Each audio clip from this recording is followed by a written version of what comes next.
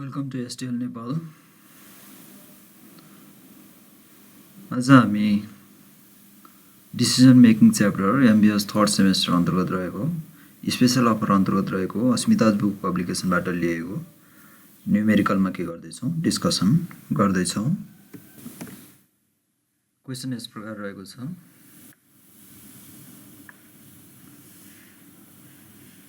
Bhagwati special offer अन्तर्गत question रहेको छ। अब यसमा भन्छ पढौँ 6.3 गर्दैछौँ हामी अस्मिता पब्लिकेसनको। Bhagwati company produces and sells a washing powder भनेर दिएको छ। वासिङ पाउडर के गर्छ अरे सोल्ड आउट गर्छ। The income statement at two different level of activities are summarise below भनेर दिएको छ। एउटा एक्टिभिटिजमा 10,000 छ, अर्को एक्टिभिटिजमा 20,000। यो चाहिँ हायर लेभल अफ एक्टिभिटी भयो, एउटा 20,000, एउटा चाहिँ के भयो लोअर लेभल अफ एक्टिभिटी। दुईवटा लेभलमा के दिएको छ हामीलाई इन्कम स्टेटमेन्ट चाहिँ दिएको छ। सेल्स रेभिन्यू भनेको छ 10,000 को 5 लाख भनेपछि at the rate of 50 rupees भयो। त्यसपछि कस्टहरू दिएको छ। डाइरेक्ट मेटेरियल 10 रुपिस दिएको छ, यो भेरिएबल कस्ट भयो। त्यस्तै लेबर कस्ट दिएको छ 10 रुपिसको दरले पनि भेरिएबल कस्ट भयो। इन्डाइरेक्ट वेजेस दिएको छ 5 रुपिस, यो पनि भेरिएबल कस्ट भयो। हिट लाइट एन्ड पावर दिएको छ 30,000 र 50,000, यसलाई कस्ट सेग्रिगेसन गरेर हेर्नु पर्यो। यसलाई यो मिक्स कस्ट भयो अथवा सेमी भेरिएबल कस्ट भयो। सुपरभिजनमा पनि के छ डिफ्रेन्ट लेभलमा डिफ्रेन्ट लागेको छ। डिप्रिसिएसन 50,000 50,000 दिएको छ, यो चाहिँ के भयो एब्सोल्युट फिक्स कस्ट नै भयो, सेम नै रहेको छ। सेल्स कमिसन 20 र 40, यो पनि के छ सेमी भेरिएबल छ, यसलाई सेग्रिगेसन गरेर हेर्नु पर्यो। त्यस्तै प्याकेजिङ कस्ट दिएको छ 10,000 र 20,000, यो पनि सेग्रिगेट गर्नु पर्यो। अनि क्यारेज आउटवार्ड दिएको छ 15,000 र 30,000, यसलाई पनि सेग्रिगेट गर्ने। एडभर्टाइजिङ दिएको छ 10,000 र 20,000, यसलाई पनि सेग्रिगेट गर्ने। एडमिनिस्ट्रेसन एन्ड अदर दिएको छ 10,000 र 10,000, यो चाहिँ के नै भयो फिक्स कस्ट नै भयो, सेम नै रहेको छ दुवै लेभल अफ एक्टिभिटिजमा। यसरी टोटल कस्ट दिएर नेट प्रफिट दिएको छ 75,000 र अर्को 20,000 को लेभलमा चाहिँ कति छ 2,30,000 प्रफिट दिएको छ। सेल्स फर द इयर 2003 भनेर दिन्छ 15,000। 2000 इयरमा चाहिँ कति भएको छ अरे 15,000 KG of washing powder which was only 75% of the capacity भन्छ। यो 15,000 भनेको चाहिँ कति हो अरे 75% हो भनेको छ। त्यसैले नर्मल क्यापासिटी चाहिँ कति हुने भयो, देयरफोर यो नै के आउँछ नर्मल क्यापासिटी आउँछ। डिभाइड गरेर हेर्दाखेरि कति आउने भयो भने यो हुने भयो 20,000 केजी आउँछ। 20,000 केजी चाहिँ उसको के रहेछ नर्मल क्यापासिटी रहेछ। अहिले कति गरिरहेको छ 75% मात्र के गरेको छ प्रोडक्सन गरेको छ भनेको। आइडल क्यापासिटी कति रहेछ, आइडल क्यापासिटी चाहिँ अथवा स्पेयर क्यापासिटी 20,000 माइनस 15,000 कति भयो 5,000 चाहिँ के रहेछ 5,000 केजी चाहिँ उसको के छ आइडल देखिन्छ। यो चाहिँ के गर्न सक्छ उसले युज गर्न सक्छ अर्डरको लागि कतिबाट अफर आयो भने। अन जनवरी 1, 2004 भन्छ नर्लिङ होटल, यो चाहिँ लास्ट इयरको भयो। 2004 को फर्स्टमै के आएको छ भन्छ नर्लिङ hotel and resort approach to the company with an order of 5,000 KG अथवा आइडल क्यापासिटी मिट हुने गरेर चाहिँ के हो गरेको छ अफर आएको छ। Washing powder at a rate of ₹50 per KG भनेको छ। हामीले बेचिरहेको नर्मल रेट चाहिँ कति हो 50 रुपिस हो, अफर आएको छ 40 रुपिसमा। For the hotel demanded that the every packet of per kg of powder there should be a hotel monogram.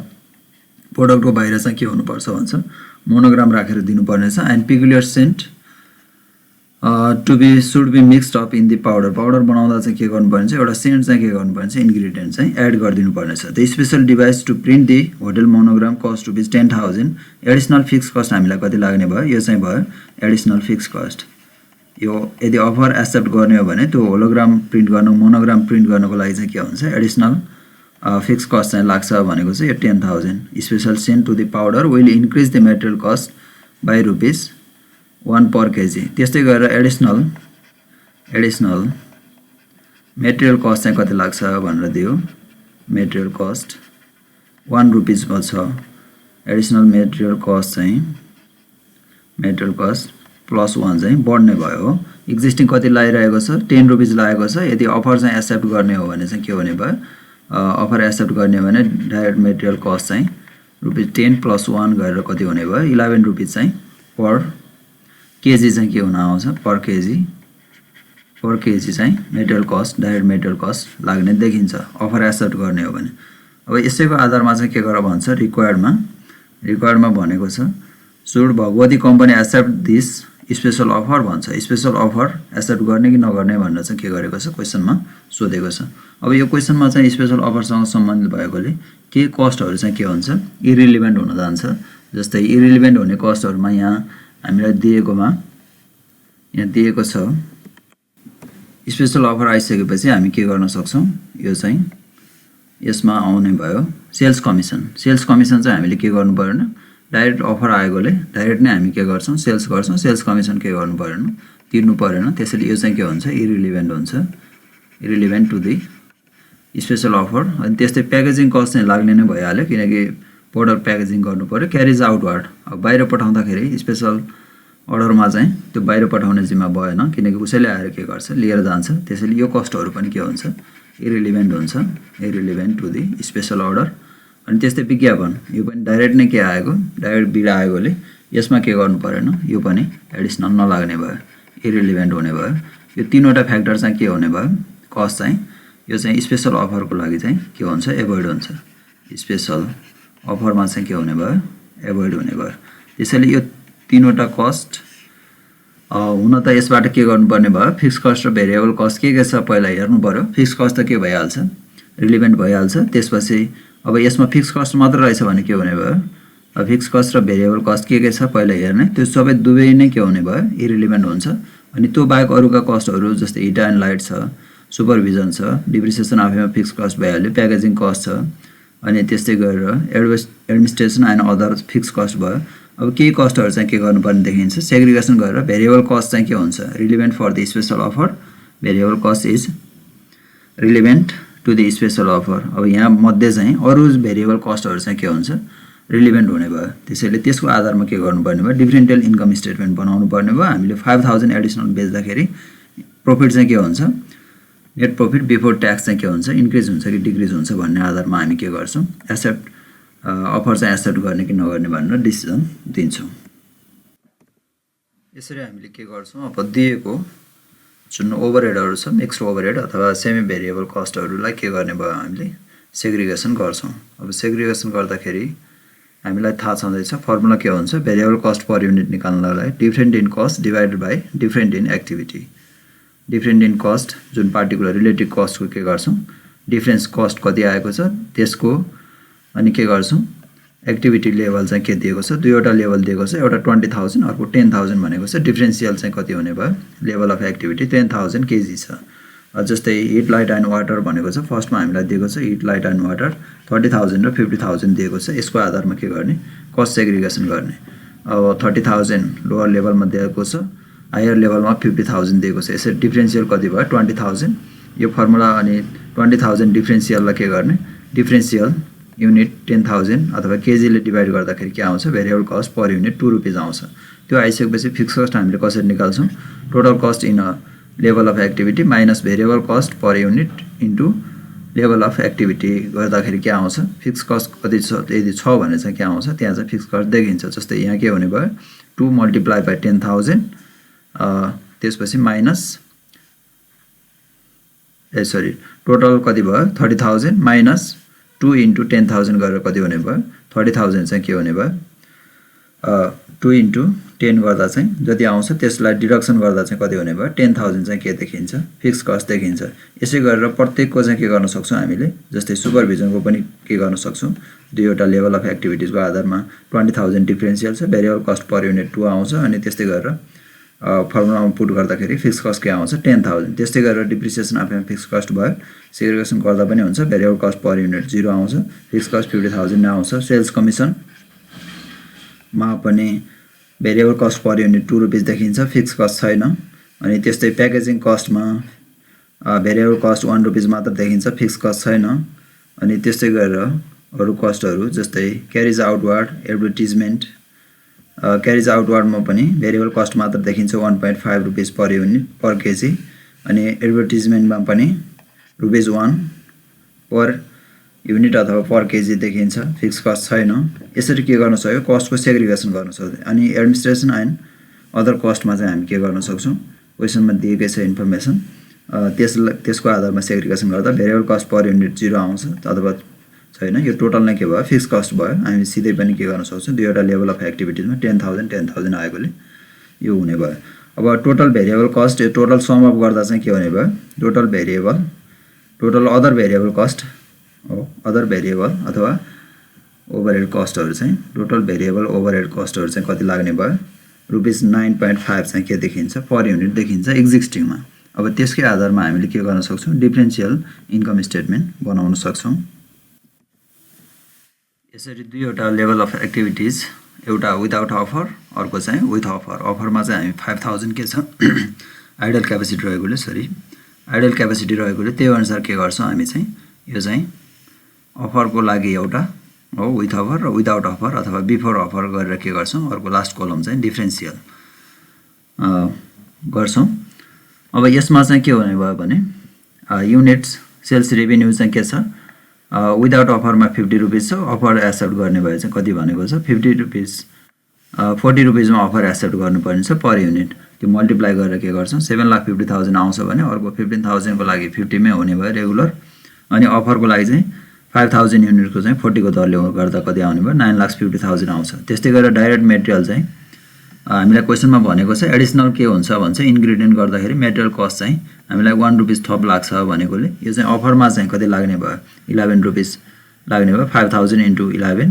अब विदाउट अफरमा चाहिँ कति लाग्ने भयो, ₹10 को दरले गर्दाखेरि 1,50,000 आउने भयो। 1,50,000 विथ अफरमा पनि हुन्छ 15,000 को लागि, अनि बाँकी रहेको 5,000 को लागि अथवा अफर युनिटको लागि चाहिँ कति हुने भयो, ₹11 को दरले। डाइरेक्ट मेटेरियलमा कुनै चेन्ज भनेको छैन, मल्टिप्लाई गरेर राख्ने।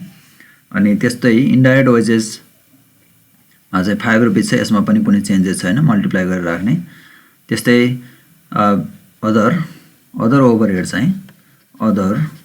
चाहिँ कति हुने भयो भने, अदर ओभरहेडमा हामीले अघि नै भनिसकेका छौँ। जस्तै सेल्स कमिसन चाहिँ के हुन्छ, अफरको लागि चाहिँ के हुन्छ, इरिलिभेन्ट हुन्छ,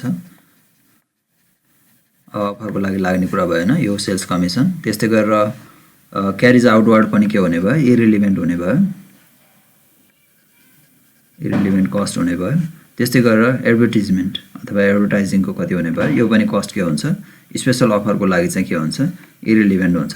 त्यसैले यो तीनवटा कुराहरू हो, तीनवटा ओभरहेडहरू चाहिँ भेरिएबल भए पनि के हुने भयो, नलाग्ने भयो। अफरको लागि भनेको चाहिँ ₹1 आएको छ, 1 र 1.5 गर्दा 2.5 भयो। अनि त्यसपछि अर्को कति छ, ₹2 को दरले आएको छ गर्दा इरिलिभेन्ट कस्ट चाहिँ कति देखिने भयो, टोटल ₹4.5 देखिने भयो। त्यसैले अब अफरको लागि चाहिँ अदर ओभरहेड चाहिँ कति मात्र लाग्ने भयो, ₹5 को दरले मात्र लाग्ने भयो। अदर ओभरहेड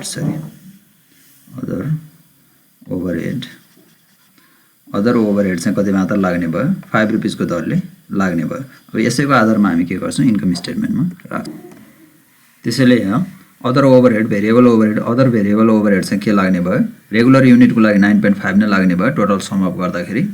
भने अफरको लागि चाहिँ कति लाग्ने भयो, 9.5 मा चाहिँ त्यो तीनवटा खर्चहरू जस्तै सेल्स कमिसन अनि क्यारिज आउटवर्ड र एडभर्टिजमेन्ट हो, यो तीनवटाको खर्चहरू 4.5 हुन्छ भेरिएबल ओभरहेड। यो घटाउँदा चाहिँ कति आउने भयो, ₹5 आउँछ। त्यसैको आधारमा अफर युनिटको लागि ₹5 को रेटले के गर्छौँ, मल्टिप्लाई गर्छौँ। अनि रेगुलर युनिटको लागि चाहिँ के गर्छौँ, अथवा 15,000 को लागि 9.5 को दरले, अनि एडिसनल अफरको लागि 5,000 युनिटको लागि ₹5 ले के गर्यो, मल्टिप्लाई गरेर अदर ओभरहेड के गर्छौँ, हामी इन्कम स्टेटमेन्टमा राख्छौँ। त्यसको आधारमा डिफरेन्सियल लास्ट कोलममा निकाल्छौँ। डिफरेन्सियल भनेको offer with offer minus without offer. अब त्यस्तै टोटल भेरिएबल कस्ट चाहिँ कति आउने भयो, सम अप गर्दा चाहिँ ₹34.5 चाहिँ रेगुलरको लागि आउने भयो भने अफरको लागि चाहिँ ₹31 आउँछ। किनकि भन्दा ₹4.5 चाहिँ के हुन्छ, ₹4.5 ओभरहेडको हुन्छ। अनि त्यसपछि ₹1 को चाहिँ के को लाग्ने भएको छ बढी, फेरि अफरको लागि चाहिँ ₹1 के लाग्छ, यहाँ डाइरेक्ट मेटेरियलमा चाहिँ ₹1 एडिसनल लाग्ने भएकोले यहाँ डिफ्रेन्स चाहिँ कति आउने, नेट डिफ्रेन्स चाहिँ कति हुने भयो, नेट डिफ्रेन्स अथवा चेन्ज चाहिँ ₹3.5 को देखिन्छ। त्यसैले यो डिफ्रेन्स चाहिँ कति छ, 34.5 आउने भयो। अर्को चाहिँ कति आउँछ, ₹31 आउँछ।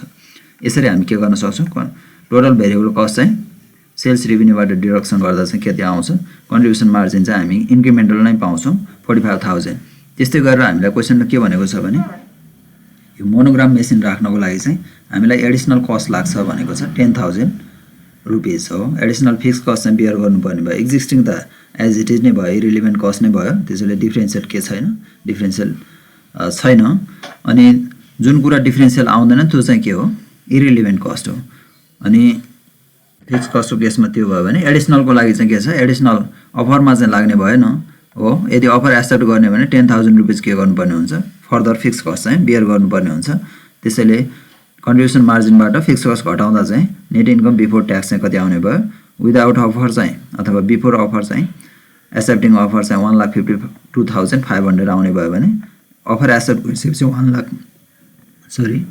1,87,500 आउँछ यसरी टोटल कति भने भयो इन्क्रिमेन्टल प्रॉफिट चाहिँ कति देखिन्छ 35,000 देखिन्छ अब यही कुरालाई डिफरेन्शियल अथवा इन्क्रिमेन्टल इन्कम स्टेटमेन्ट बनाएर पनि के गर्न सकिन्छ यो प्रॉफिट आउने भएकोले के गर्न सक्छ अफर चाहिँ एक्सेप्ट गर्न सक्छ भनेर डिसिजन दिन सक्छ अब यही कुरालाई यदि हामी डिफरेन्शियल इन्कम स्टेटमेन्ट बनायो भने खाली के गर्छौं रिलेभेन्ट इन्फर्मेसन मात्र लिएर के गर्छौं इन्कम स्टेटमेन्ट त्यस्तै गरेर अल्टरनेटिभली के गर्न सक्छौं हामीले यही कुरालाई के गर्न सक्छौं डिफरेन्शियल अथवा इन्क्रिमेन्टल के गर्न सक्छौं इन्कम स्टेटमेन्ट बनाएर पनि के गर्न सक्छौं यो चाहिँ डिसिजन दिन सक्छौं जस्तै इन्क्रिमेन्टल सेल्स चाहिँ हामीलाई कति युनिटको लागि आएको हो 5,000 युनिट्सको लागि चाहिँ के आएको हो अफर आएको हो त्यसैले इन्क्रिमेन्टल सेल्स रेभिन्यू चाहिँ कति हुने भयो अफर युनिट 5,000 रेट चाहिँ कति हो 40 रुपीसको दरले कति हुने भयो 2 लाख रुपैयाँ हुन आउँछ अनि त्यस्तै गरेर रिलेभेन्ट कस्ट अफ अफर चाहिँ हामी के गर्छौं डिडक्सन गर्छौं total variable cost per unit यहाँ टोटलमा नै हामीले इन्कम स्टेटमेन्टमा निकालिसकेकोले खाली सेपरेट यो मात्रै गर्ने हो भने चाहिँ सेपरेट डाइरेक्ट कस्टहरु चाहिँ पहिला गर्ने अनि त्यसपछि अदर भेरिएबल के छ ओभरहेडहरु दिएको छ जस्तै अहिले हामीले निकाल्दाखेरि कति आएको थियो त्यो नै राख्ने हो अनि यसरी हामीले के गर्न सक्छौं यो टोटल भेरिएबल कस्ट हामीले इन्कम स्टेटमेन्टमा निकालिसकेकोले त्यही नै राखेका छौं 31 रुपीस पर युनिटको दरले यो चाहिँ लाग्ने भयो अफर एक्सेप्ट गरेको कारणले एडिसनल फिक्स कस्ट पनि हामीले के गर्नुपर्ने हुन्छ बियर गर्नुपर्ने हुन्छ त्यस्तै गरेर अपर्च्युनिटी कस्ट पनि हुन सक्छ यसमा चाहिँ के छ आइडल क्यापेसिटी बराबर नै के गर्दैछ कम्पनीले चाहिँ त्यही भित्र रहेर के गर्दैछ अफर चाहिँ एक्सेप्ट गर्ने भएकोले यसमा अपर्च्युनिटी कस्टको कुरा चाहिँ आउने भएन त्यस्तै अदर अपर्च्युनिटी कस्ट मात्र हैन कहिलेकाहीँ अपर्च्युनिटी इन्कम पनि हुन सक्छ त्यस्तै अदर रिलेभेन्ट इन्कम पनि हुन सक्छ कहिलेकाहीँ डिस्काउन्टको कुराहरु हुन सक्छ अफर एक्सेप्ट गर्दाखेरि जुन रेगुलर चाहिँ मेटेरियल पर्चेज गरिरहेको छ त्यसमा चाहिँ के हुन सक्छ डिस्काउन्टको कुरा अथवा कस्टमा सेभिङ हुन सक्छ त्यस्ता कुराहरु इन्कमको रूपमा चाहिँ आउँछ यदि छ भने यसमा केही नभएकोले यो नै भयो अनि यसको आधारमा इन्क्रिमेन्टल इन्कम चाहिँ सेल्स रेभिन्यूबाट चाहिँ हामीले रिलेभेन्ट कस्टहरु मात्र घटाउँदाखेरि चाहिँ कति आएको छ प्रॉफिट चाहिँ इन्क्रिज हुने देखिन्छ अथवा माइनस आयो भने चाहिँ के भयो लस भयो यो चाहिँ के देखिएको छ प्रॉफिट इन्क्रिज हुने देखियो the company should accept the offer since it uses the idle capacity को 5,000 पनि के हुन्छ युज हुन्छ त्यो सँगसँगै के पनि गर्छ अब प्रॉफिट पनि के गर्छ इन्क्रिज गर्छ त्यसैले हामीले अफर के गर्न सक्छौं एक्सेप्ट गर्न सक्छौं भनेर चाहिँ डिसिजन दिन सक्छौं